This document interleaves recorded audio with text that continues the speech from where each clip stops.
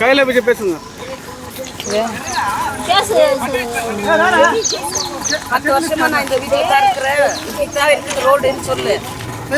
அதெல்லாம் போவோம்.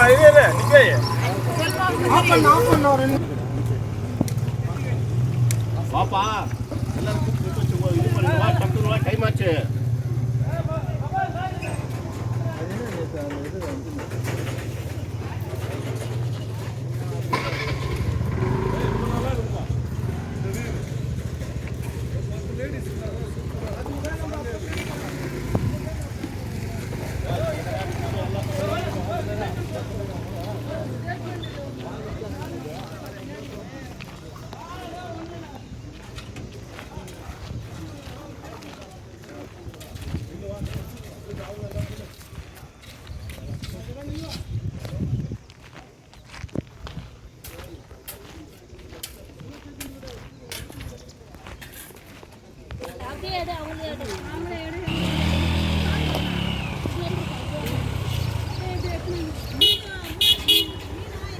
ಅಲ್ಲ ಏನು ನಮ್ಮ KGF ಅಲ್ಲಿ ಅಕಾಲಿಕ ಮಳೆ ಬೀರಿದೆ. ನಗರ ವ್ಯಾಪ್ತಿಯಲ್ಲಿ ಅತಿ ಹೆಚ್ಚಾಗಿ 28 ಮಿಲಿಮೀಟರ್ ಏನು ಮಳೆನ ರೆಕಾರ್ಡ್ ಆಗಿದೆ.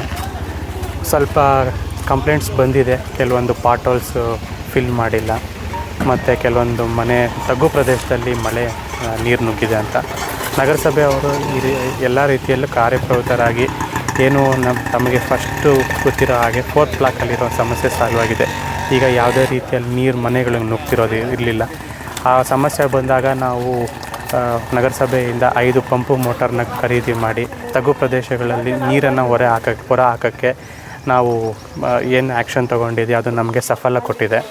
ಅದೇ ರೀತಿ ಮೊನ್ನೆ ನಮಗೇನು ಕಂಪ್ಲೇಂಟ್ ಬಂತು, ಸ್ವಾಮಿನಾಥಪುರಂ ಉರ್ಗಂಪೇಟ್ ಮೇನ್ ರೋಡಲ್ಲಿ ಈ ಥರ ಪಾಟೋಲ್ ಇದೆ, ಜನಸಾಮಾನ್ಯರಿಗೆ ಕಷ್ಟ ಆಗ್ತಿದೆ.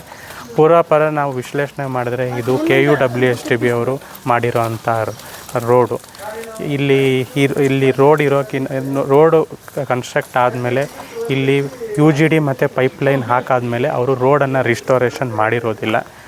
ಬಟ್ ಸಾರ್ವಜನಿಕರಿಗೆ ಸಮಸ್ಯೆ ಆಗ್ತಿರೋದ್ರಿಂದ ನಗರಸಭೆ ಆಡಳಿತ ಹಾಗೂ ಶಾಸಕರು ಹಾಗೂ ಜಿಲ್ಲಾಧಿಕಾರಿಗಳ ಮನಗಂಡು ತುರ್ತಾಗಿ ಇದು ಏನು ಈ ಪಾಟ್ ಹೋಲ್ಸು ಅದನ್ನು ಫಿಲ್ ಮಾಡೋಕ್ಕೆ ಆದೇಶ ಮಾಡಿರ್ತಾರೆ. ಆ ಆದೇಶದಂತೆ ತಾವು ನೋಡ್ತಿರೋ ಹಾಗೆ ಈಗ ಈ ಸ್ಟ್ರೆಚ್ಚಲ್ಲಿ ಸ್ಕ್ಯಾರಿಫೈಯಿಂಗ್ ಮಾಡಿಬಿಟ್ಟು ಅಲ್ಲಿ ನಾವು ಈ ಪಾಟ್ ಹೋಲ್ಸ್ ನಾವು ತುಂಬಿಸಿ ಅದನ್ನು ನೀಟಾಗಿ ಸುಸಜ್ಜಿತವಾಗಿ ಮಾಡಿಕೊಡ್ತಾಯಿದ್ದೀವಿ. ಮುಂದಿನ ದಿನಗಳಲ್ಲಿ ಅಲ್ಲಿ ಸಂಬಂಧಪಟ್ಟ ಇಲಾಖೆಯಿಂದ NOC ತೊಗೊಂಡು ಇಲ್ಲೇನು ಮಾನ್ಯ ಶಾಸಕರು ಹಾಗೂ ಜಿಲ್ಲಾಧಿಕಾರಿಗಳ ನಿರ್ದೇಶನದಂತೆ ಕೋಡ್ ಆಫ್ ಕಂಡಕ್ಟ್ ಎಲ್ಲ ತೆರವಾದಮೇಲೆ ಕಾಂಕ್ರೀಟ್ ರೋಡನ್ನು ಕಾಂಕ್ರೀಟ್ ರೋಡ್ ಏನು ಹಾಕಬೇಕು, ಅದೇನು ಪ್ರಕ್ರಿಯೆ ಆಗಬೇಕು ಆ ಪ್ರಕ್ರಿಯೆಗೆ ನಾವು ಚಾಲನೆ ಕೊಡ್ತಾಯಿದ್ದೀವಿ.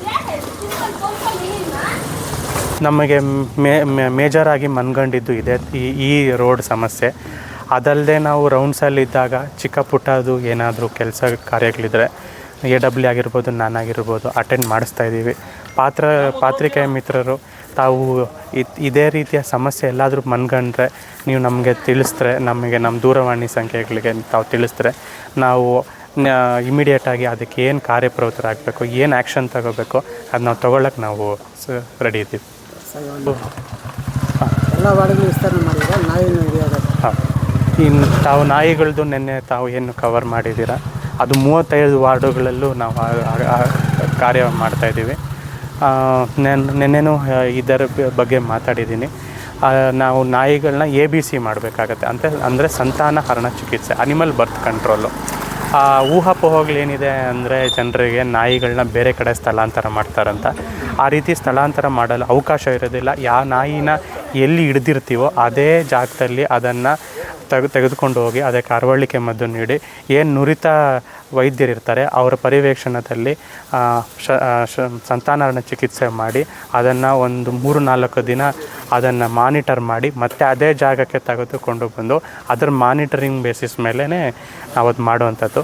ಏನಿದೆ ಅದು ಕಂಪ್ಲೀಟ್ಲಿ ಫುಲ್ ಪ್ರೂಫ್ ಮೆಥಡ್ ಹಾಗೂ ಏನು ನಮಗೆ ಗೈಡ್ಲೈನ್ಸ್ ಇದೆ, ಇದು ನಮಗೆ ಅನಿಮಲ್ ವೆಲ್ಫೇರ್ ಬೋರ್ಡಿಂದ ಅದೇ ರೀತಿಯ ಗೈಡ್ಲೈನ್ಸ್ನ ಫಾಲೋ ಮಾಡ್ತಾಯಿದ್ದೀವಿ.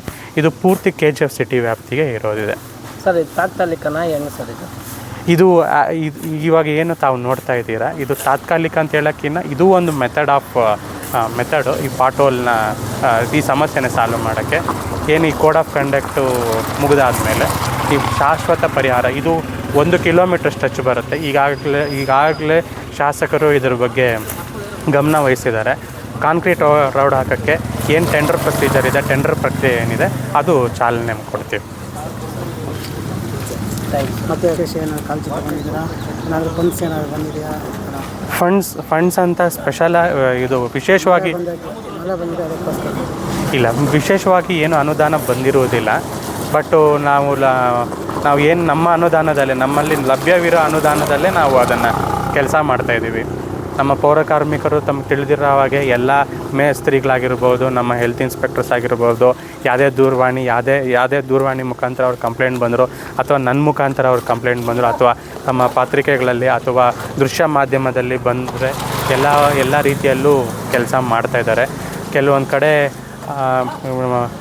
ಟ್ರೈನ್ ಮೇಲೆ ಮನೆಗಳು ಕಟ್ಟಿರ್ತಾರೆ, ಅಲ್ಲಿ ಸ್ವಲ್ಪ ಸಮಸ್ಯೆ ಆಗ್ತಿರೋದು ನಿಜ. ಬಟ್ ತಾವು ನೋಡ್ತಾ ಇದ್ದೀರಾ ನಮಗೆ ಮುಂದಿನ ಟೈಮಲ್ಲಿ ಏನು ಸಮಸ್ಯೆ ಆಗಿದೋ ಈ ಮುಂದಿನ ದಿನಗಳಲ್ಲಿ ನಮ್ಗೆ ಆ ರೀತಿ ಸಮಸ್ಯೆ ಉದ್ಭವ ಆಗೋದಿಲ್ಲ.